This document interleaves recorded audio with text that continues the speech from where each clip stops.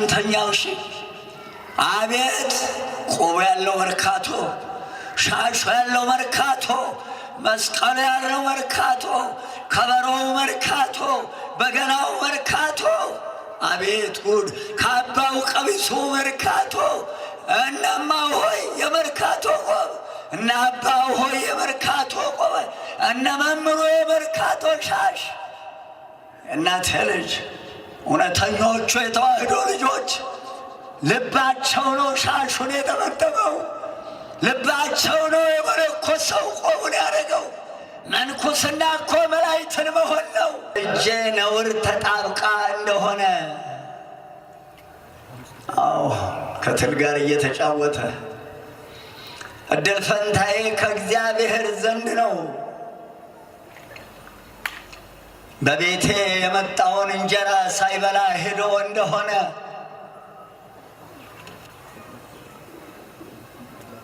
ምን ሰርታ ይሆንች እጅ? ተመስገን እናቱ ሁብሌ አባቱ እሴይ ኢትዮጵያ ናት የዳዊት እናት። ክብር ለሱ ይሁን። ትርጓሜ ልዑል እግዚአብሔር እንዲህ ይላል፣ እግዚአብሔርን የምትወዱ ክፋትን ጥሉ። ለታፈቀርዎ ለእግዚአብሔር ጽልዋ ለኪት። አንድም ልዑል እግዚአብሔርን በሕግ በአምልኮ የምትወዱት ኃጢአትን ጥሏት፣ ጣዖትን እንዳታመልኩ፣ እግዚአብሔርን እንዳትስራት ተዉት። ያዕቆብ እግዚአብሔር ነፍሰ ጻድቃኑ ልዑል እግዚአብሔር የቅዱሳንን ነፍሶች ይጠብቃልና። አንድም ልዑል እግዚአብሔር የቅዱሳኑን ሰውነት ከመከራ ሥጋ ከመከራ ነፍስ ይጠብቃቸዋልና። ወያድኅኖሙ እምኃጥኣን ጻድቃንን ከኃጥኣን እጅ ያድናቸዋልና። አንድም ከባዕለ ጸጎች ድሃን ከሚያጎሳቁሉ ከሚገላምጡት ያድናቸዋልና። አንድም ልዑል እግዚአብሔር ጻድቃንን ከባለ ጸጎች እጅ ይጠብቃቸዋል፣ ያድናቸዋል። ለአብ ምስጋና፣ ለወልድ ምስጋና፣ ለመንፈስ ቅዱስም ሊቀ መላእክት ምስጋና ይሁን። ዳዊት ከዚህ ቆየ። የእናቴ ልጅ ሁለት አርዕስት ነው ያለኝ። አንዱ አብይ ርዕስ ነው። የእናቴ ልጅ ምናልባት አብይ ርዕሱ መጨረሻ ላይ ይነግራቸዋል። ይለቅ ይሁን የምትሉት ከሆነ የምታረጉትን እነግራቸዋል። የመጀመሪያው ርዕሴ እንዲህ ይላል፣ ሕዝቤ እውቀት ከማጣቱ የተነሳ ጠፍቷል። ደግሞ አለው ማስታወሻ ያዛችሁ ስለ ልዑል እግዚአብሔር፣ መቅጃ ያዛችሁ፣ መቅጃ ያልያዛችሁ ማስታወሻ የምናገራቸውን ጥቅሶች ስለ ልዑል እግዚአብሔር ጻፉት። አለ ምክንያት አይደለም ይሄን ርዕስ የመረጥኩት። ደክሜበታለሁ፣ ስለቆሰልኩ፣ ውስጤ ስለቆሰለ፣ ወሬው ይሄው ብቻ ስለሆነ ያዜ እናቴ ልጅ። ይህ ኃይለ ቃል የሚገኘው ትንቢተ ሆሴዕ ምዕራፍ 4 ከቁጥር 6 እስከ 14 አለፍ አለፍ ብዬ ነው ማየው። እናንተ ሌላውን ምዕራፉን አንብቡት። እንዲህ ይላል ቃሉ፣ ሕዝቤ እውቀት ከማጣቱ የተነሳ ጠፍቷል ይላል። ምናልባት የምንሰማው የጉቦ አውሎ ነፋስ ጆሮአችንን ሲያዝል ሲጠልዝ ሲነዝር ሲያቆስል ሲያጣፋንና ሲያመግል ይውላል። በእድሜያችን ባሳለፍንበት ዘመን ውሸት፣ ሌብነት፣ ቅሚያ፣ ዝርፊያ፣ ያለምንም ምክንያት የሰውን ገንዘብ መውሰድና ሟርት፣ ስልብና፣ ሙታን መሳብ፣ ጋኔን መጎተት ወዘተ ፈጽሞ በሰው ዘንድ በእግዚአብሔርም ዘንድ ቢሆን ሁሉም ከሁሉ በእጅጉ በልዑል እግዚአብሔር ፊት ከባድ ቅጣትን በቁም የሚያነድ እሳትና ኃጢአት መሆናቸውን አስተምረውናል ቀደም ያሉ አባቶች። ያዚነት ልጅ ጉቦ ከባድ ቅጣት የሚያስፈርድና ሀገርን የሚያፈርስ ዘር የሚያጠፋ እድሜ የሚያሳጥር ክፉ ግፍና በደል ማማለጃ ወይም ጉቦ በግልጽ ያለምንም ማፈርና መፍራት እንደ ስራ ተቆጥሮ ሲታደልና ሲወራ እየሰማ ጆሮዬ ቁስል እያለ ቁስሉ ማልድን ስላለ መታገስ ስላቃተኝ ምናልባት የሚድን ትውልድ ይኖር ይሆን ትምህርቱን ሰምቶ? ለመሆኑ ስለዚህ ነገር ወንጌል ምን ይላል?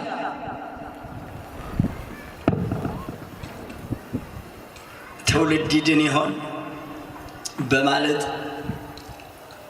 እነሆ በዚህ ትምህርት ገባሁበት።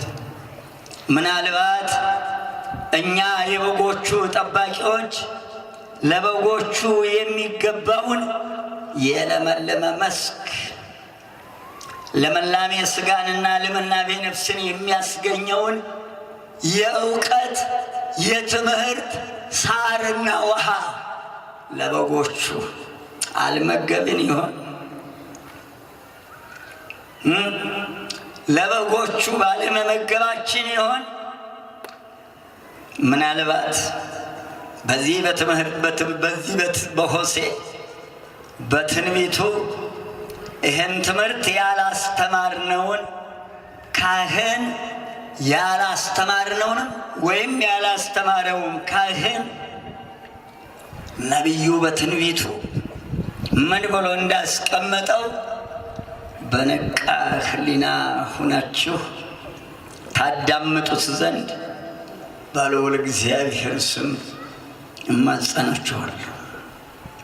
ትንቢተ ሆሴዕ ምዕራፍ 4 ቁጥር 6 ወይመስሉ ሕዝቤ ከመ ዘአልቦ ልብ፣ ሕዝቤ እውቀት ከማጣቱ የተነሳ ጠፍቷል። አንድም ወገኖቼ፣ ሕዝቤ፣ ወገኔ አእምሮ እንደሌለው ሰው ሆኗል።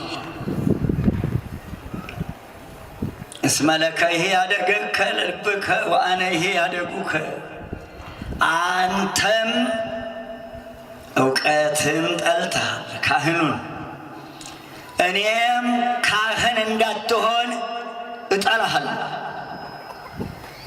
አንድም አምላክህ ተለይቶሃል፣ አንድም አእምሮ ስለተለየህ ካህን እንዳትሆን እጠላሃለሁ፣ ጠልቼሃለሁ። ወአነ ይሄ ያደጉከ፣ እኔም ካንተ ተለየሁህ። አንድም እኔም ካንተ በረድኤት ተለየሁ፣ ተለይቻለሁ፣ አእምሮህ ተለይቶሃልና። ወይትሱእሊተ፣ መስዋዕት ብትሰዋልኝ አልቀበልህም፣ ጸሎት ብትጸልይ አልሰማህም። እኔ አምላክህ እኔ ፈጣሪህ ተለየሁህ፣ ተለይቻለሁ። አንድም የፈጣሪህን የአምላክህን ሕግ ረስተሃልና ልጆችህን እረሳለሁ። አስተውሉ። አንድም የፈጣሪህን የአምላክህን ሕግ እንደዘነጋህ አንተንም ልጆችህንም እዘነጋለሁ። አንተም ሕጌን እንደዘነጋህ እኔም ደግሞ ሁለመናህን እዘነጋለሁ። 7 ቁጥር በከመ ብዙሆሙ ከመርሁ አበሱ ሊተ እነርሱ ልጆችህ እንደ ብዛታቸው መጠን ኃጢአት ሰሩብኝ። አንድም የወለድካቸው ልጆችህ እንደ ብዛታቸው መጠን በደሉ፣ አሳዘኑ። ሰው ሲበዛ ኃጢአት ይበዛልና አሕዛብ ቁጥራቸው ብዙ ነው። በዚህ ምክንያት የሚሰሩት ኃጢአትና ግፍ ምድርን ያስጨንቃል። ጉቦ ግብረ አሕዛብ ነው። ወሬስዮ ሐሳረ ለክብሮሙ እኔም የልጆችህን ክብራቸውን ወደ ነውር እለውጠዋለሁ። ድንግልና እኮ ክብር ነው። እናት አባትን በድንግልና አክብሮ ጫማ ስሞ በወግ ታጭቶ በክብር እናት አባት ሳያሰናበት ድንግልናን እንደጠበቁ መዳር ክብር ነውር ሆኗል። ዛሬ ይኸው አሳልፎ ሰጠ፣ ረሳን። ከእግዚአብሔር ዘንድ ቁጣና መታ ታጠፋቸዋለች። ሕገ እግዚአብሔር ረስተው የበሉት የጠጡት ቁጣና መቅሰፍት ሆነው ያጠፋቸው። ጥቶ ማሳ ላይ መበተን የለም። አባቴ ያሳዩኝ ነው የምናገረው። ነፍስ አባታቸውን ጠርተው እምዘራው ነው ባርኩልኝ ብለው ዘሩ ተሰፍሮ ይቀመጣል። አባት መጥተው ባርከው ነው ሚዘራው የነበረው። ያን በልተን ነበር ያደግነው። ሌባ አልነበረም፣ ውሸታማ ምንዝራ አልነበረም፣ ወልዶ የሚክድ አልነበረም፣ ማህፀን የሚዘጋ አልነበረም፣ የሚያስጨነግፍ የሚያስወርድ ሰምተን አልነበረም። ጉድ እየሰራን ጉዱ ገና ይኸው የሕዝቤ በደላቸው ኃጢአታቸው እንደ ብዛታቸው ይኸው መብላቸው የሚያጠፋቸው ሆኗል። እንደ ብዛታቸው መጠን ኃጢአት ሰሩብኝ። ወይነስእዋ ለነፍሶሙ በጌጋዮሙ እስራኤል ልባቸውንም ወደ በደላቸው አድርገዋል። አንድም በልተው ጠጥተው በሰሩት በኃጢአታቸው ምክንያት ሥላሴ ሰውነታቸውን በፍዳ በሞት ይወስዱታል። ይኸውም ኃጢአትን የሚሰሩ ሁሉ በሕይወተ ሥጋቸው በኋላም በነፍሳቸው ሞት እንደሚመጣ ልብ ይለዋል። ዛሬ የዘራናት በነፍሳችንም ከሞት በኋላ አዝመራውን የምናጭደው መሆኑን ልብ ይለዋል። አስተውሉ። የሚመጣባቸውን የሞት መቅሰፍት መናገር ነው። 9 ቁጥር ወይከወነ በከመ ዝንቱ ሕዝብ ከማሁ ካህን እንደ ሕዝቡ እንዲሁ ሕጉን ረስቷልና ካህኑ ይሆናል። ተው የሚል የለም። ሲበሉ አብሮ፣ ሲጠጡ አብሮ፣ ሲዘፍኑ አብሮ ካህኑ ተደባልቆ ሕጉን ረስቷልና እግዚአብሔር ተለይቷልና። ካህን እኮ ክቡር ነው። ካህን የሿሚውን ክብር መጠበቅ አለበት። ሿሚው እግዚአብሔር ነው። እዚያም ዘው የለም። የሚገባበትም የሚናገረውም የሚለብሰውም የሚወጣበትም ሁሉ የሿሚውን የአምላኩን ክብር የጠበቀ መሆን አለበት። እናቶች ፍትሐ ነገሥት መሸታ ቤት የተገኘ ካህን ስልጣኑ ይያዝ ይላል። የት ነው የሚመሽል? የት ነው ምንለው? መንኩስና እኮ መላእክትን መሆን ነው። ብፁዕ አባታችን አቡነ ተክለ ሃይማኖት ከ24ቱ ካህናተ ሰማይ ከ40ቱ እንስሳ የሥላሴ ዙፋን የሚያጥን መንኩስና ድንግልና ንጽሕና እኮ ነው። መንኩስናው እኮ ልቡ ቆቡን የጫነው አባቴ ተክለ ሃይማኖት ለ24ቱ ካህናተ ሰማይ ክብር በቅቷል። መንኩስና ይህን ክብር ያስገኛል። መርካቶ እየሸጡ ይቀልዱበታል ቆቡን። ንጹሐን አባቶችን አይነካም። ይኸውልህ ከሚጠጣ ጋር ይጠጣል፣ ከሚዘፍነው ይዘፍናል። ሕጉን ረስቷልና ሕዝቡ የሚሠራውን አብሮ ይሠራል። ሕጉን የረሳ ካህን ተዋይልም ይብላኝ የለኝ እንደ ሕዝቡ እንዲሁ ካህኑ ይሆናል። ሕገ እግዚአብሔርን ስለረሳ ሕዝቡ የሚሆነውን አብሮ እየሆነ ይሠራል። ጨዋው አላዋቂው ሲታበይ አብሮ ይታበያል። ካህኑም ከጨዋው ጋር ይታበያል፣ አብሮ ይሠራል። ተዋይልም አእምሮ ተለይቶታልና አንድም ጨዋው ትብትብ ምንጣፍ ሲሸከም ካህኑም አብሮ ትብትቡን እናት አብሮ ይሸከማል። ምንጣፉን አብሮ ይሸከማል፣ አብሮ ይሄዳል። ወትቤቀሎሙ በፍኖቶሙ እነሆ ልጆችህን በመንገዳቸው እበቀላቸዋለሁ። አንድም እነሆ ልጆችህን በሥራቸው አላስተማርካቸውምና አብረህ ትብትቡን ተሸክመሃልና ተው አላልክምና ሕጌን አላስተማርክምና ሕዝቤ እውቀት ከማጣቱ የተነሳ ጠፍቷልና እነሆ እንደ ልጆችህ በሥራቸው ተበቅዬ አጠፋቸዋለሁ። ከልጅ መከራ ይሰውረን መድኃኔዓለም ክርስቶስ። አስተምሩ ልጆቻቸው ወትፈድዮሙ በከመ ምግባሮሙ ሥራቸውን ወደ ራሳቸው እመልሰዋለሁ። ሁሉም የዘራውን ያጭዳል።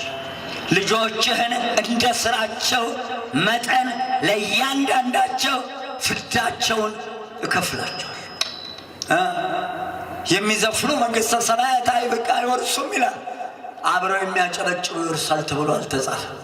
መሸታ ሻጭ አይጸድቅም ይላል። የሚጠጡ ይጸድቃል ተብሎ አልተጻፈም። የሚሰክሩ መንግሥተ ሰማያት አይወርሱም ይላል ገላትያ ያለ። አትጠጣ ብለህ ከልክለህ ታውቃለህ? የሚገርመኝ ይህችን ከተማ ስንዞራት ለሁሉ የተመቸች ከተማ በየበረዳው ዞር ስንል ይታይልኝ እንደሆነ አላውቅም፣ ሰውየውና ብርጭቆ እኩል ቁጭ ብለዋል። እኩል ናቸው። ብርጭቆ ከሰውየው ቁመት ጋር እኩል ነው። ስገለብጥ ያመሻል፣ ተገልብጦ ያድራል።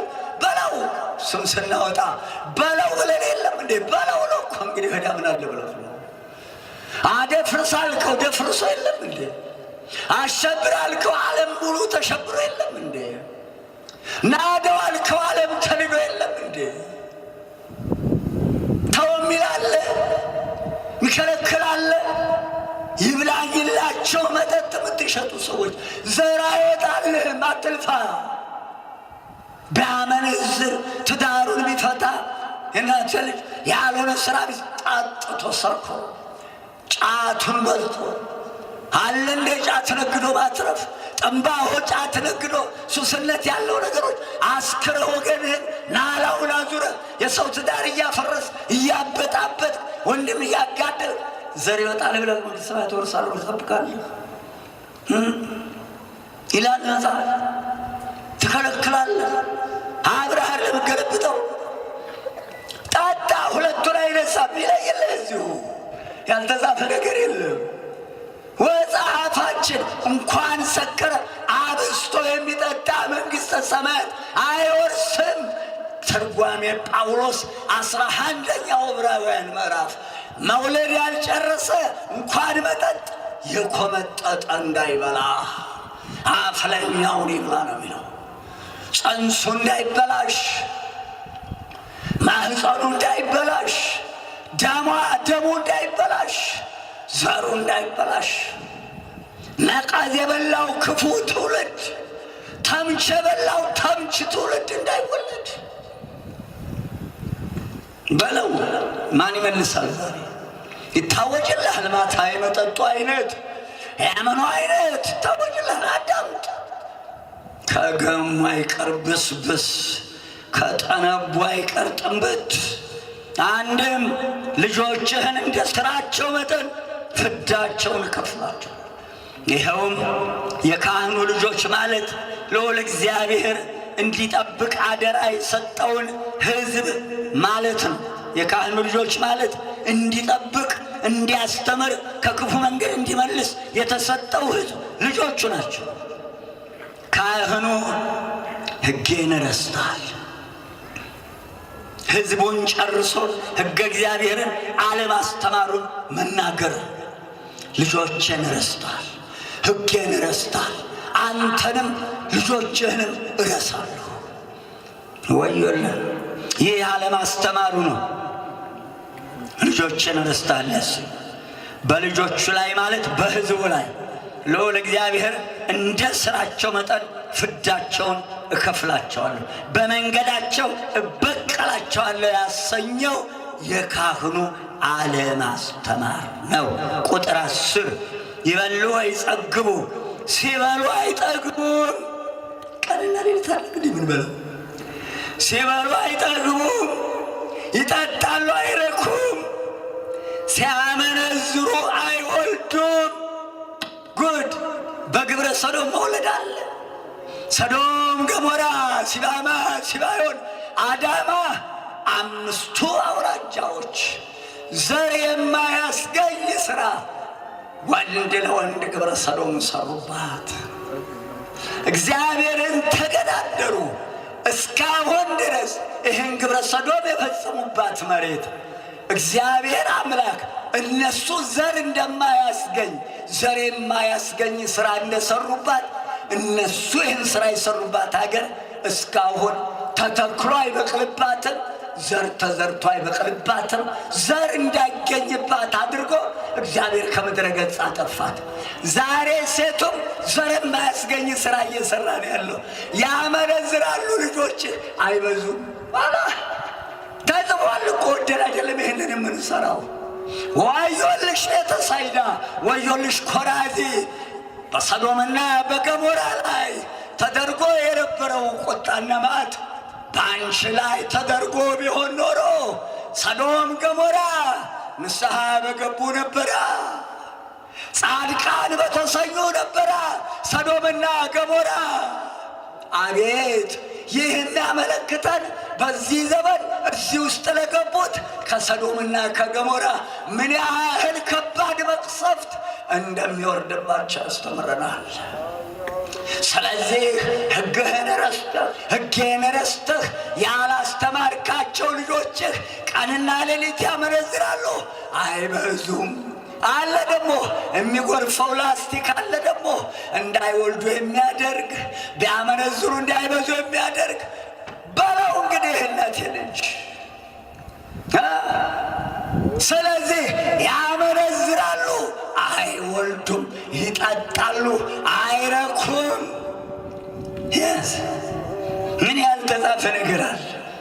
የዚህ እናት ልጅ ሲበሉ አይጠግቡም። ከላይ የታዘዘው ከላይ የተገለጸው ፍዳና በቀል ሊመጣባቸው ይበላሉ፣ አይጠግቡም። ሊመጣባቸው ቀንና ሌሊት ይጠጣሉ፣ አይረኩም። እንዲሁ አይደለም የሚነጋው ሲያገላብጥ እያደባለቀ ሲጠጣ፣ ወስኪውን ሲገለብጥ፣ ሴቱን ሲያማርጥ፣ ጮማውን ሲቆርጥ አለሚያድረው አንድ ተቆርጧል። ለነገሩ ሁለቱን አይነሳም። የኔ ጌታ እዚሁ ዳክሮ ይለይለት ለምኑ ከገሙ አይቀር ብስብስ አይደለም የታ አባቱ በለው። ወይ ዜሙ ወይ ፈደፍዶን ሲያመነዝሩ ይውላሉ፣ ሲያመነዝሩ ያድራሉ፣ አይበዙም። አስተውሉ። እሳት አንድ አፍታ አንድም ከብዙ ሴት ይደርሳሉ። አይበዙም። ከብዙ ወንድ ይደርሳሉ፣ አይበዙም። አቤት ጉድ ያለንባት ጥፋቷ የተደገሰላት ዓለማችን እስቲ አንድ አፍታ አስቧት። እባት እስቲ ወይዘሮ ዓለሚቱ ግብረ ሰዶም የለም፣ በዚህ ይበዛሉ። አንድ አይነት ጾታ የለም፣ ይበዛሉ። ዘር ይገኝበታል፣ እድሜ ይገኛል። አልተማሩም እንዳንል ዲግሪ እንሰማለን። የእኛ አባቶች ዲግሪ ጠርበው መላውን አገሪቱን፣ ወታደሩን፣ መንግስቱን፣ ቤተ መንግስቱን፣ ሰራዊቱን፣ አለቃውን፣ ካህኑን፣ ቤተ መልክናውን፣ ስንዴውን፣ አጃውን፣ ወተቱን፣ ቅቤውን መግበዋል። ዲግሪ ጠርበው ዲግሪ ይዛ ምን ሰራ? ዶክትሬት ነው ወይስ ዶክትሬት? ዶክትሬት ይዘህ ምን አረክለት? ያስተማረህን አይደለም እንዴ ባዶ እግሩን እየጣልከው ወደ ለማ ወደ አማረው ወደ ብልጭልጭ ወደ በዛበት ሀገር የምትፈነጫው? ባዶ እግሩን ያስተማረህን ድሃ ወገንህን ጠልተህ ከበርክ፣ አለፈልህ፣ ሆነልህ፣ ተሳካልህ። የነጭ ባሪያ ሂድ፣ የሚመለስ የለም። ተስሮ የወጣው ወዮለት። ነግሬሃለሁ እኮ የዛሬ ስንት ዓመት 40 ዓመቴ እኮ ነው አዲስ አበባ ስጮህ። የአዜናቴ ልጅ ዘር ይገኝበታል። እነሆ ከላይ እንደተማርነው እውቀት የላቸውም እንዳንል ዲፕሎም፣ ዲግሪ፣ ማስተርስ፣ ዶክትሬት ሄደው ደግሞ ፕሮፌሰር ነው ፕሮፌሰር አሉ። ፕሮፌሰር ነው የተባለው ፕሮፌሰር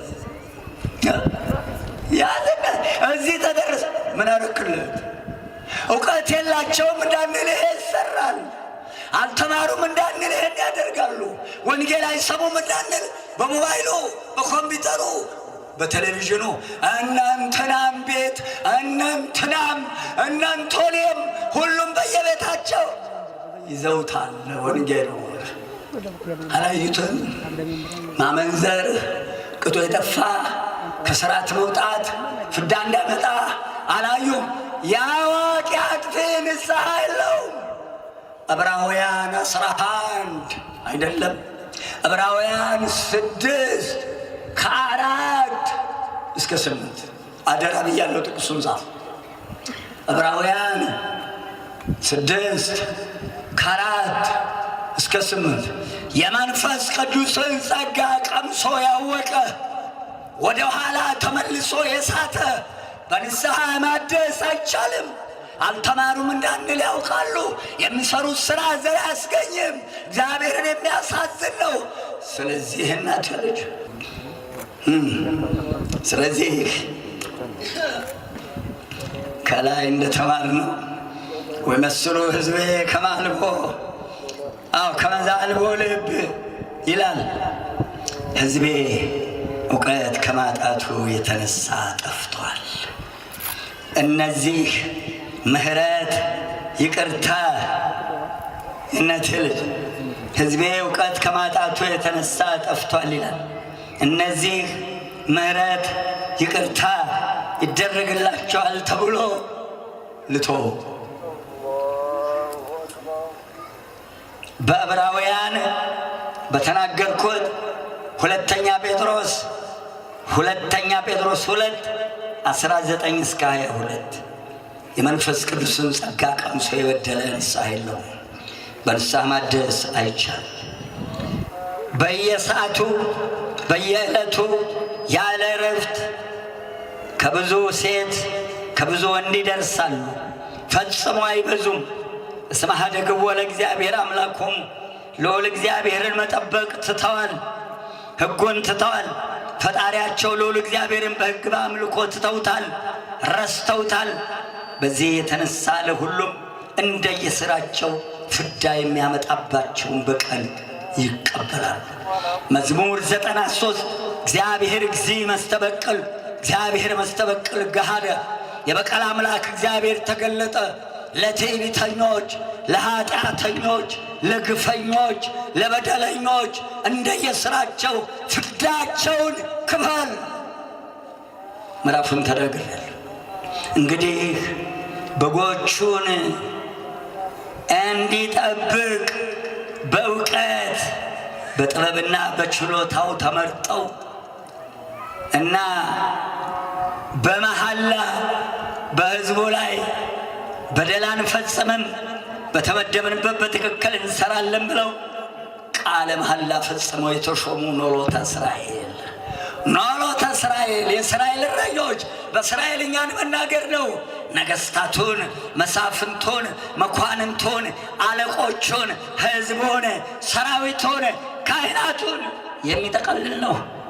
ስለዚህ በተዋረድ ያሉትንም ይጨምራል። በእውቀት በጥበብ በችሎታ ተመርጠው ወይ ዲግሪ ወይ ምንትስ ተብሎ በመጀመሪያ ራሳቸውን በሕገ እግዚአብሔር ጠብቀው ሕዝቡን ወይም መንጋውን እንዲጠብቁለት መንፈሱና ጸጋውን ሰጥቶ ለዚህ ክብር ለዲግሪው የሚሆን ለዲፕሎም በቅተው በእውቀት አክብሯቸው የሚጠብቃቸውን ሕዝብ ለማስተዳደር የተሾሙት የተሰጣቸው ጸጋ ይበር። እነዚህ ሰዎች በዚያ ቦታ ሲመረጡ የሚያበራየውን በሬ አፉን አትሰር ይላል። ደሞዝ አላቸው። ከዚህ የተላለፉት ሁሉ ፍርድ ይጠብቃቸው። አስተውል። የሚያበራየውን በሬ አፉን አትሰር ይላልና ከበደለኛው ልብ አድርጉ። ይሄንን የተሾሙበትን የቀረበ መሐላ ስተው ኃጢአትንና ግፍን መማለጃ ተቀብለው ለበደለኛው አድልተው ፍርድ አጣመው ልብ አድርጉ። ፍርድ አጓድለው እውነትን በሐሰት ኃጥኡን ጻድቅ ብለው እውነተኛውን ሐሰተኛ ብለው እግዚአብሔር የሰጣቸውን የእውነት ዳኝነት ክደዋልና እነዚህ ለዘላለም ንስሐ የላቸው። በዚህ የተነሳ ቀጣዩ ትውልድ ታላቅ በደልና ግፍ ልብ አድርጉ። ጆሮአችንን ያመገለ ወገንን ያቆሰለ ያስለቀሰ ጉቦ መቀበል ጥሩ ሥራ መስሎት ትውልድ ይህንን ፈለግ እንዳይከተል ይህንን ትምህርት ለማዘጋጀት ተገድቻለሁ። ይህን ትምህርት ለማዘጋጀት ተገድቻለሁ። ትሰማዋለህ ጉድ ወንጌላችን ምን እንደሚል። ይሄ ወንጌል በሁሉም እጅ እያለ ነው እንዲህ ያለ ግፍና ጭካኔ የሚሰራ። ይብላኝለት ፈራጅ ቃል ነው፣ ሰይፍ ነው። እናትያለች አንተ ያዝከው መዶሻ ያደቃል፣ አንተ ያዝከው ድጅሎ ይፈነቅላል፣ አንተ ያዝከው ዶማ ይነቅላል፣ አንተ ያዝከው ማጭድ ያጭዳል። የእግዚአብሔር ሰይፍ ምን ይሰራ ይሆን? ምን ያደርግ ይሆን? የእግዚአብሔር ሰይፍ ቃሉ ሰይፍ ነው። ጌታ አይዋሽም፣ ወደ ኋላ አይመለስም። ያዝ እንግዲህ ወደ ርዕሴ እገባለሁ። በዚህ ምክንያት እግዚአብሔር እንዳይፈርድብኝ ካህን እንዳትሆን እጠላሃለሁ። ካህን እንዳትሆን እጠላሃለሁ። ሕጌን እንደረሳህ አንተንም ልጆችህንም እረሳለሁ። እንዳይረሳ ልጆችን እንዳይጠላኝ እግዚአብሔር ቻልኩ አቃትን ገባሁበት። ያዝ ርዕሳችን እንዲህ ይላል። እስመ ህለያን ያውሮሙ አዕይንቲሆሙ። ትርጓሜ መማለጃ የዓይናማዎችን ዓይን ያሳውራል። ጻፍልኝ ማስታወሻ ያስክ። ጉቦ የዓይናማዎችን ዓይን ያሳውራል። ሁለተኛው አብይ ርዕስ ጀምረዋለሁ እንጂ አያልቅም። የእናቴ ልጅ ያዝ እንግዲህ ይህ ኃይለ ቃል የሚገኘው የእናቴ ልጅ ኃይለ ቃሉ ያለበት የእናቴ ልጅ ዘጸአት 23 ቁጥር 7 እና 8 ላይ የሚገኝ ኃይለ ቃል በእግዚአብሔር ስም ጠይቄያለሁ። ከወንጌል ውጭ አይደለም የምናገረው። ጻፉ ብያለሁ። የምትቀዳው ቅዳው። ልጆቻችን ዛሬ ትምህርት ላይ ያላችሁ ነገ እዚህ ውስጥ ገብተህ በራስህም በቤተሰብህም በልጆችህም በቆምክባት መሬት መዓት እንዳታመጣ የገባበትን ገብቶበታል። እየዋኘበት ነው። ተዘፍቆበታል። መውጫም የለው፣ እድሜውም የለው፣ ሕይወቱም የለው። ተውሱን አንተ ግን እዚህ ፍዳ ውስጥ እንዳትገባ ያዝ ትምህርት፣ ያዝ ትምህርት። እድሜ እንዳያጥር እንዳታጥር፣ እድሜ እንዳያጥር፣ በቆመህ እንዳትነድ። እንባ እሳት ነው። እንባ መዶሻ ነው። እንባ ሰይፍ ነው። አባቴ ልጅ ሆኜ እንባ የሰበረው አይጠገንም፣ እንባ የጣለው ትንሣኤ የለውም ይሉ ነበር። እንባ የሰበረው አያንሰራራም። አይገባኝም ነበር። ውሃ አይደለም ምን ማለታችሁ? እንዴት ነው የሚሰብረው? እንባ አረ ቃላት የለም። በእንባ የሚያመጣው ፍዳ፣ እንባ የሚያመጣው የሚያነደው እሳት አረ ቃላት የለውም፣ አይገለጥም። ሰው አታስለቅስ። ሰው አያልቅስብህ እንዳታለቅስ። ሰው አያልቅስብህ ዘርህ እንዳይጠፋ፣ እድሜህ እንዳያጥር፣ ሁለቱንም ዓለም እንዳታጣ፣ በሥጋህም የወዲያኛዋን ያለቀሰው ወገንህን እንባውን አብስ። ያዝ ዘጸአት 23 7 እና 8 ቁጥር ወእምኩሉ ፍትሕ ዘአመፃ ተገሃስ ዘአልቦ ጌጋይ ወጻድቅ ይትቅትል ኃጥእ ወኃጥእ ይታድህን። ሃው ያዝልኝ የእናቴ ልጅ ከሐሰት ከውሸት ነገር ራቅ። እኔ ኃጢአተኛውን አላጸድቅምና፣ እኔ ኃጢአተኛውን አላጸድቅምና፣ ንጹሑንና ጻድቅን አትግደል። አንድም ከሐሰት ፍርድ ሁሉ ራቅ። ተገሃስ ያለውን ሲያመጣ መዝሙር 33 ላይ የተናገረ የተጻፋል። አንደበትህን ከክልፉ ከልክል ይላል። 8 ቁጥር ያዘዛው ላይ ከሐሰት ፍርድ ሁሉ ራቅ። ወህለያነ የትንሣኤ እስመ ህለያኔ አውሮሙ አዕይንቲሆሙ ለጠቢባን ወይመይት ቃለ ጽድቅ። ጉድ ማማለጃ ወይም ጉቦ አትቀበል። ማማለጃ የዓይናማዎችን ዓይን ያሳውራልና የጻድቃንንም ቃል ያጣምማልና እንዳትቀበል። አንድም ጉቦ መቀበል የብልሆችን ዓይነ ልቦና ያሳውራልና። ሰው ዓይነ ልቦናው ከታወረ ሰው ነው።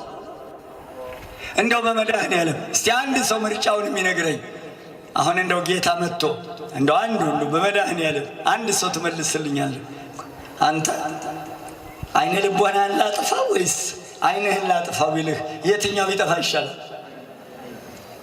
እስቲ የኔ ጌታ ዓይን ቢጠፋ ይሻላል። እስቲ የየአባቶች የተዋህዶ ሊቃውንት እናቴ ልጅ ዓይነ ስውራን 4 ዓይና ስማቸውን ብንጠራ የማናፍርባቸው ሊቃውንት ዓይነ ስውራን በዘመናችንም አሉ እኮ እንደኛ አባት መጋቤ ሐዲስ ማን ነው የሚባሉት? እስቲ እናቴ መጋቤ ሐዲስ መጋቤ ሐዲስ እሸት ናቸው። ከእሸቱ ለመብላት ያብቃን። እኔ መድኃኔዓለም ዓይነ ስውር ይባላሉ።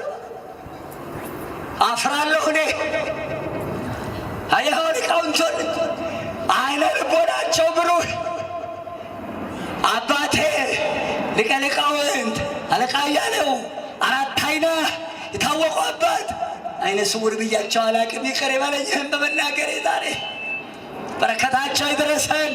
ታላቁ አባት ዓይነ ልቦናቸው ብርሃን ሊቀ ሊቃውንት 4 ዓይና ብሉይ ሐዲሱ አቋቋሙ ቅዳሴው ዜማው የተዋህዶ ልጅ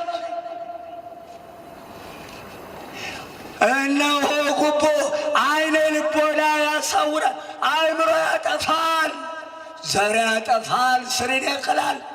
የእናንተ ልጅ ያልገባህ እንዳትገባ በምንም አይነት ታምር የሰው ላብ እንዳያልፍብህ። ደሞዝ ይብቃ፣ ስራ ላይ ያለካል። በምትሰራው በተመደብክበት ስራ ምክንያት ፈለገ ገንዘብ ቢያመጣ እንዳያጓጓ። አስራውቱን አውጣና ባርክል ይበለው ፈጣሪ። በትምህርት ላይ ያላችሁት የልጅነት አእምሮ አይረሳው። መልሱን የሰጠህ ልጅ ደረስኩበት ዕድሜ ያድርስህ መድኃኔዓለም። የእናትህ ልጅ ለወግ ለማድረግ ያብቃህ። ጉቦ መማለጃ የተባለ ህሊና ይዘህ እንዳታል። ክፉ መዓትን የሚያመጣ ዕድሜ የሚያሳጥር ቤትን የሚያፈርስ ዘርን የሚያፈርስ ከባድ በደልና ግፍና ኃጢአት አይነ ልቦናው የጠፋ ሰው ይባላል። እንዲ እብድ አይሻልም? እብድ እኮ እሳት ብትሰጡት አይቀበልም። እሳት ብላ መኪና ሲመጣ ዞር የሌለም እንዲ እብድ። አይነ ልቦና ያጠፋል። ምን ማለት ነው? እውቀቱን ይሰውራል። ልብ አድርጉ። ልክ ለዛ ለተመደበበት ቦታ የያዘው ዲግሪ የሚሆን ዲፕሎም ማስትሬትም ይሁን ተምሮ ለዚህ ክብር የበቃበትን እውቀት የሰጠውን አምላኩን እንዲያገለግል የተመረጠለትን ሕዝብ ንቆ ትቶ እግዚአብሔር የሚጠብቀውን ሕዝብ ትቶ ቃለ መሐላ ፈጽሞ የተቀመጠበትን ትቶ አገለግላለሁ ብሎ ትቶ ጉቧን ከተቀበለበት ሰቀንድ ጀምሮ እርቃነ ሥጋውን ነው ያለው። ያ የነበረው እውቀት ሁሉ ተለውጦ ወዲያውኑ ሰይጣን ሕጉን አፍርሷልና ጭካኔን ይመላበታል፣ ክህደትን ይመላበታል፣ ሐሰትን ይመላበታል፣ በገንዘብ ፍቅር ይመርዘዋል። እንደ ተንቀዠቀዠ ቀንና ሌሊት ይህችኑ ገንዘብ ለመሰብሰብ እንዳሰበ አእምሮው ሳያርፍ እንደባከነ ቤቱን አፍርሶ በልጅ ልጆቹ እሳት አንድዶ ዕድሜ ያጥራል። እንዳትገባ እዚህ ውስጥ ስለገባ አልጨነቅም፣ ተቆርጧል። ያልገባኸው ጠብቅ ራስህ። ያልገባህበት እንዳትገባ ተው። የገባው አይዋሽም የኛ ጌታ። ፍዳው እጅግ ከባድ፣ ቅጣቱም ከባድ። እነሆ ማማለጃ መቀበል የብልሆችን አይነ ልቦናቸውን እውር ያደርጋልና እውነተኛ ቃላቸውን ወደ ሐሰት ይለውጠዋልና። ሀተታ አበው ሲናገሩ በፊትህ ቁመን የተናገርነው ከሚጠፋ የወለድነውን አጥፋ። በዳኝነት ሲቀመጥ ምሎ ጠበቃው ጥብቅናውን ሲያወጣ መሐላ ነበረው እኮ ድሮ። ዛሬ ከሁለቱም ፊት ንጹሖችን አይመለከትም የምናገረው። ከሁለቱም ከዛም ከዚህ የሚቀበልና መሐል ገብቶ ነገሩን ያበላሻል። ገንዘብ ወዳየለበት በዚህን ብታርቅ ትረታዋለህ የሚል ነገር ለዛ ለጠላት ያቀብላል። ከሁለቱ ተቀብሎ መሐላውን አፍርሶ ዘሩ ነው የሚጠፋው፣ ዘሩ ነው የሚጠፋው። ልባር መሐላውን አፍርሶ ሀተታ አባቶቻችን የወለድነውን አጥፋ ብለዋል። እንደ እግዚአብሔር ውሸትን አያውቁም አባቶቻችን። ይኸው ዋሸን፣ ዘራችን እየጠፋ ሚስቱን እየዋሸ ባሏን እየዋሸች ወንድሙን እየዋሸ የሥራ ቦታ አለቃውን እየዋሸች ማዕትን አምጥተናታል። ስለዚህ ጉቦ በከፍተኛ ደረጃ ጻድቁን ኃጥእ ኃጥቁን ጻድቅ ሞት የተፈረደበትን ይድን በቃ የተፈረደበትን ይሙት በቃ የሚያስፈርድ አእምሮ የሚያጠፋ ከባድ ግፍና ኃጢአት ስለሆነ እንዳትቀበል ጉቦ። ባለማስተማራችን አዝናለሁ። ያስ ገብቼበታለሁ። እንግዲህ ይኸው ትውልድ ሁሉ እየጠፋ ነው። የወለድነው እየጠፋ ነው። ሐሰት ተናገርን፣ ሐሰተኛ ከውስጣችን ወጣ። ማማለጃ ተቀብለህ ይድን በቃውን ይሙት በቃ ብለሃልና እግዚአብሔር ፍርዱን ቁጣና ማዕቱን ያመጣብሃል። ይሙት በቃውን ይድ በቃ ብለሃልና ማማለጃ ተቀብለህ እንዲህ ብለህ በሐሰት በሰው ላይ በወገንህ ላይ አትፍረድ። ልዑል እግዚአብሔር በሰው ላይ በወገንህ ላይ ማማለጃ ተቀብለህ በሐሰት እንድትፈርድበት አልሾመህምና ወዮልህ። ከላይ ከሰባተኛው ቁጥር ያያይዘዋል። ከሐሰት ፍርድ ሁሉ ራቅ። የእናቴ ልጅ ወገን ሽሽ ተጋሃስ ይላል መዝሙር 33 ከቁጥር 13 እስከ 14። ይደን በቃውን ይሙት በቃ ይሙት በቃውን ይደን በቃ ብለህ በሰው ላይ በወገንህ ላይ አትፍረድ። ጉቦ አትቀበል፣ ፍርድ አታድላ። ተሟጋች ወዶ ማማለጃ ወይም ጉቦ ከሰጠኝ እንዴ ምነዋ ብለህ ራስህን በማታለል ወዶ የሰጠኝን አልቀበልም እንዴ ብለህ ራስህን እንዳታሞኝ። እነሆ ሕጉን ጥሰህ ወዶ የሰጠኝ ነው ብለህ ከልዑል እግዚአብሔር ራስህን አታለህ እንዳትጣላ በአእምሮ ሁን። ወዶ ማማለጃ ከሰጠኝ ብቀበል ትለኝ እንደሆነ ማማለጃ መቀበልህስ የእናቴ ልጅ የስንቶችን የስንት ብልሆችን ዓይን ያሳውራልና ልቦናቸውን ዕውር ያደርጋልና እውነተኛ የነበረ ቃላቸውን ወደ ሐሰት ይለውጣልና ከፈጣሪ ለዘላለም ተጣልተዋልና። ለመሆኑ አንተ ወዶ የሰጠኝ ማማለጃ ነው ብለህ ተቀብለህ ማማለጃ ለሰጠህ ላታደላ ነው? ማድላትህ ሊቀር ነው? ወዶ ሰጠኝ ብለህ ወዶ ቢሰጥህ እንኳን ለፍርድ የመጣውን ራስህን አታለህ ጋደል እንዳትገባ ይልሃል መጽሐፍ። አየው አንብበው ታውቃለህ? ታነባለህ መጽሐፉን? አይ ጉድ! እሸሸ ገዳሜ ሰው ሆይ ሰውን። አዎ እናቴ ልጅ እነሆ ለመሆኑ ተሟጋቹ ወይም ማማለጃ ጉቦ ሰጪው ለዳኛው ወይም ጉዳዩን ለሚፈጽምለት ለፈጻሚው ማማለጃ መስጠቱ ያኛውስ ቢሆን የእናቴ ልጅ እንዲያደላለት ፈልጎ አይደለም ይህን ያደረገው። የሚገርመኝ ግን ጉቦ ሰጪው አይጠየቅም። ሰራቂው እንጂ የተሰረቀው ፍርድ የለበትም። ይብላኝላችሁ ሰርቃችሁ ያስለቀሳችሁ፣ የዘረፋችሁ የቀማችሁ፣ በጤፍ ዋሻ በርበሬ እርጥብ በርበሬ በሚዛን እየሸጣችሁ 20 ኪሎ ቢሆን እርጥቡ በርበሬ 2 ኪሎ ውሃ 1 ኪሎ በርበሬ 80 ብር ቢሆን 1 ሊትር ውሃ 80 ብር ዘር ይወጣልህ ይሆን? አይ ጉድህ! አይ ጉድህ! የለየለት ጉቦ ይሻላል በልበለው። መከራው መከራው ይመለስ በጊዜ። እምቢ ካለህም ጋዳል ሊከተው ነው የያዘው አባዜ። መከራው መከራው ይመለስ በጊዜ። ገደል ሊከተው ነው የያዘው አባዜ። መከራው መከራው የእናቴ ልጅ ይህንን አውታታ ወድቆ መቅረቱ ነው ከኃጢአቱ ቦታ። መከራው መከራው ቢመለስ ይመለስ፣ ባይመለስ አፈር ይልበስ።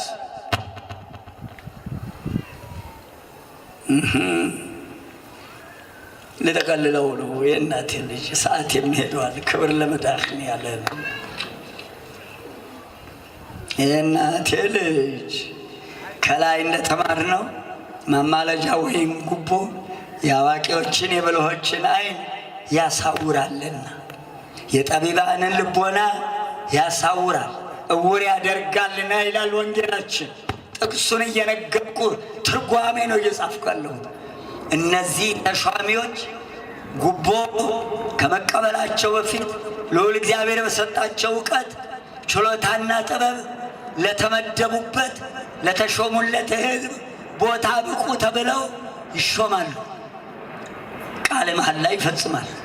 ሁሉም በመሐላው ተይዟል።